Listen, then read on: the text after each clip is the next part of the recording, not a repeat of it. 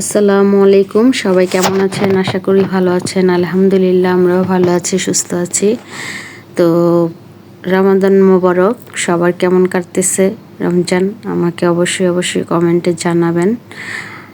আর হচ্ছে আজকে একটু বের হয়েছি মার্কেটে, তো এই জন্য কিছুতে কেনাকাটা করতে হবে। তো রোজার শেষে আমি বের হয়েছি হচ্ছে যে দেখি কিছু কিনতে পারি কিনা। তো আমি চলে গেলাম নিউ মার্কেট।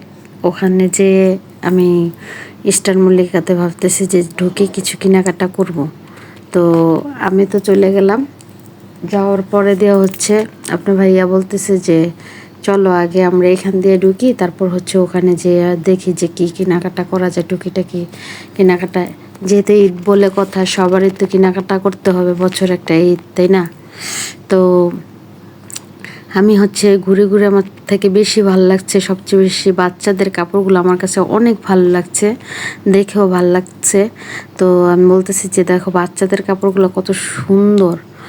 তো আমি চলে গেছি সর্বপ্রথম হচ্ছে আমার ভাগিনার জন্য এই শার্ট প্যান্ট এগুলো কেনার জন্য চলে গেছি। তো ওখানে যে আমার চয়েস হয় না, তো বলতেছে যে কী নিবা দেখো। তো আমার ভাগিনাকে বলতেছি তুই কী নিবি দেখ। তো বলতেছে ঠিক আছে আমি দেখতেছি। আমার কাছে সবচেয়ে বেশি ভালো লাগছে যে কোট সিস্টেম এই শেরওয়ানিগুলো ভালো লাগছে। তো আমি ওকে বলছি তুই একটা নে। ও বলতেছে যে না আমি এগুলো নেব না, এগুলো ভালো লাগে না, আমি পাঞ্জাবি কিনছি ওগুলো দিয়ে আমি নামাজ পড়বো, আর এই গরমে এগুলো পরা যাবে না। তো আমি আবার বাচ্চাদের কাপড়ের প্রতি আমার বেশিরভাগ নেশা চলে গেছে, কারণ আমার দেখতেও ভালো লাগতেছে। তো আমি আবার দেখাইতেছি আপনার ভাইয়াকে, দেখো তো আমি মাহিনের জন্য এখান থেকে শার্ট নিলে কীরকম হবে। আমার কাছে খুবই ভালো লাগে, ছোটো মানুষ যেহেতু শার্ট না গেঞ্জির স্যুটটাই বেটার পরাটা। তো আমার কাছে ভালো লাগছে শার্টগুলোই। তো আমি বলছি যে দেখো শার্টগুলো নিই। তো বলতেছে যে ঠিক আছে তোমার ভালো লাগে যেটা তুমি সেটাই নাও।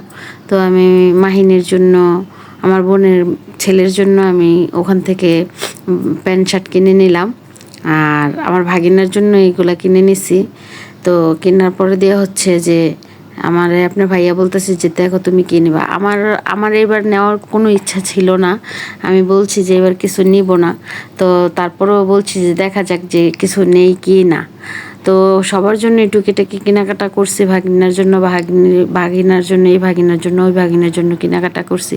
তো আপনার ভাইয়া বলতেছে এবার তো পাকিস্তানি ড্রেস অনেকে আসছে দেখো।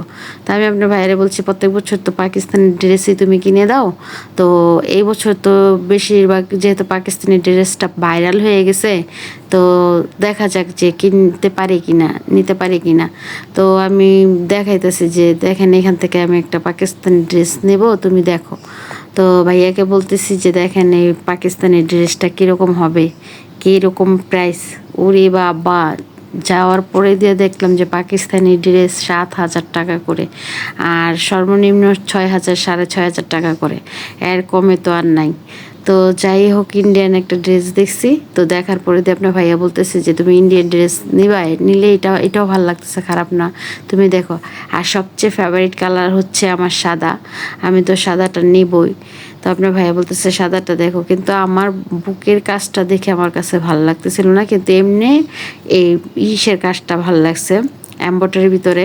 কিন্তু এমব্রয়ডারির ভিতরে ওড়নাটা অনেক পাতলা হয়ে গেছে। তাছাড়া ওড়না পাতলা ওড়না তো আছে, কিন্তু আমার এর ভালো লাগে নাই। তো আমি ভাইয়াকে বলতেছিলাম এটা কি হাতা, তো উনি বলতেছে হ্যাঁ এটা হচ্ছে জামার হাতা, আর এটার সাথে বলতেছে নিচের কাপড়টা আর কথা, পরে বলতেছে এটার সাথে এটা অ্যাডজাস্ট করলে ভালো লাগবে। তো যাই হোক আমি তো বলছি যে তাহলে দেখা যাক যে কিনে কিনা। তো আপনার ভাইয়া বলতেছে এটাও খারাপ না, তুমি দেখো। কিন্তু আমার এবার মার্কেটে যে কোনো ড্রেসে পছন্দ হচ্ছে না, আমার কাছে মনে হচ্ছে যে সব হচ্ছে আগের বছরের ড্রেস এগুলা।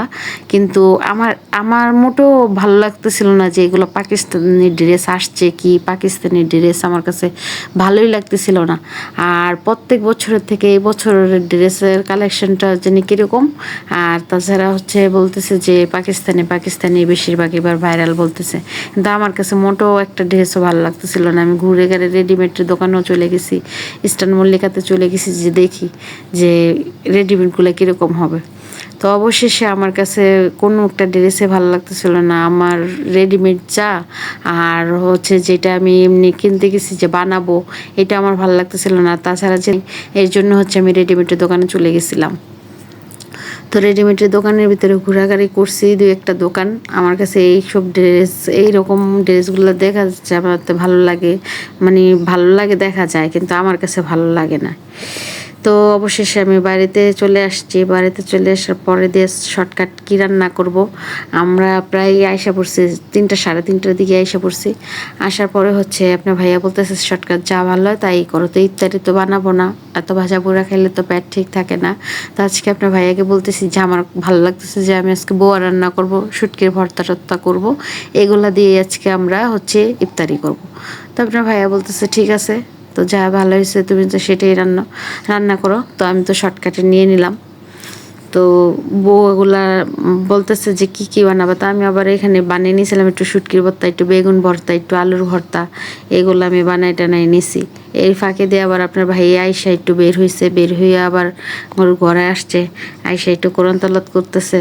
তো আমি বলতেছি যে ঠিক আছে তুমি কোরআন তালাত করো, এই ফাঁকে আমার রান্না বান্না শেষ, ইফতারের সময় তো আর বেশি সময় বাকি নাই।